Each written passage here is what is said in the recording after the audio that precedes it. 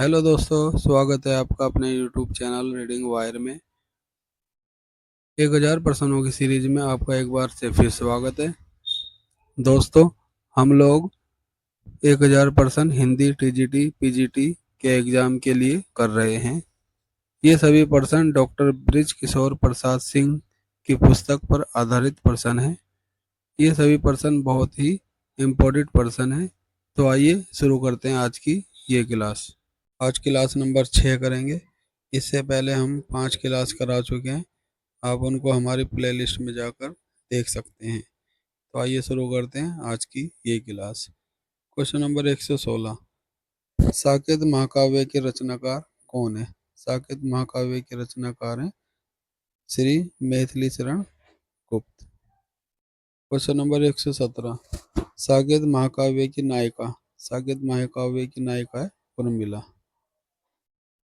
ठीक है। Question number 118, Uddhav शतक के रचनाकार कौन है? उद्धव शतक के रचनाकार हैं जगन्नाथ रत्नाकर।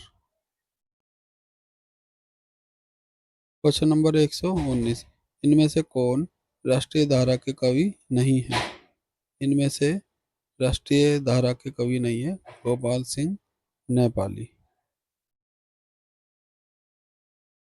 क्वेश्चन नंबर 120, वीर रस प्रधान प्रबंध काव्य हल्दी घाटी के रचयिता इनमें से कौन है? इसके रचयिता हैं Shyam Narayan Pandey. Option number C. Question number 121, इनमें से किस कवि को राज्यसभा का सदस्य मनोनीत किया गया है? इनमें से रामधारी सिंह दिनकर को राज्यसभा का सदस्य मनोनीत किया गया था। क्वेश्चन नंबर 122, प्रयोगवादी कवि किसी एक स्कूल के नहीं हैं, सभी राही हैं, राही नहीं रहा के अन्वेषी हैं। ये कथन किस समीक्षक का है? ये कथन है अज्ञे का। कौन तार सप्तक के कवि नहीं है? इनमें से तार सप्तक के कवि नहीं है जयशंकर प्रसाद। क्वेश्चन नंबर 124, नई कविता नए समाज के नए मानव की नई वृत्तियों की नई अभिव्यक्ति नई शब्दावली में है, जो नए पाठकों के लिए दिमाग पर नए ढंग से नया प्रभाव डालती है। ये कथन किस समीक्षक का है? ये कथन है डॉक्टर गणपति चंद्र गुप्त का। क्वेश्चन नंबर 125, तार सप्तक का संपादक इनमें से किसने किया था? तार सप्तक का संपादक किया था इनमें से अज्ञे ने। क्वेश्चन नंबर 126, बनारस अखबार हिंदू शैली में प्रकाशित अखबार था। खड़ी बोली गद्य के विकास के साथ इस अखबार को जोड़ा गया था। इसके संपादक कौन थे? इसके संपादक थे राजा शिव प्रसाद सितारे हिंद। और क्वेश्चन नंबर 127, हिंदी नाटकों की रचना निम्नलिखित में से किस समय प्रारंभ हो चुकी थी?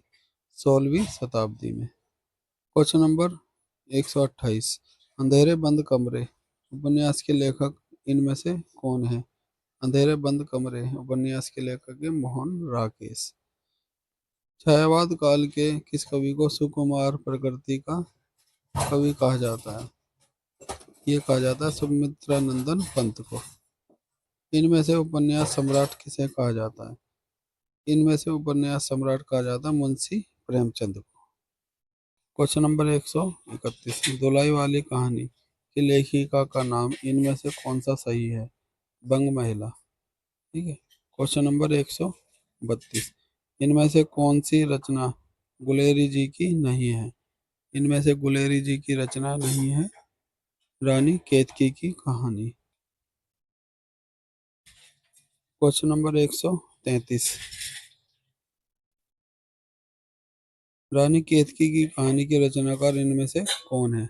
रानी केतकी की कहानी के रचनाकार हैं ईशा अला खां।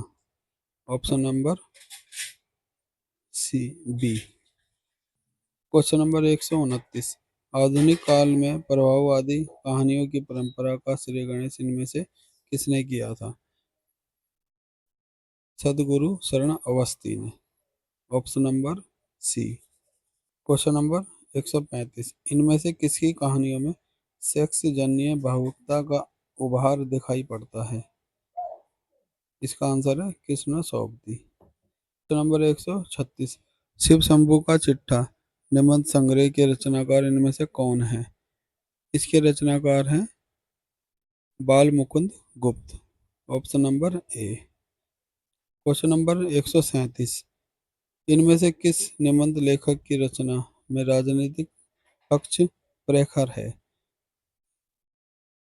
Badri Narayan Chaudhary. Option number B. Question 138। Vande Vani Vinayako निबंध संग्रह के रचनाकार का नाम बताइए। इनका नाम है राम वृक्ष Benipuri. Option number A. Question number 139।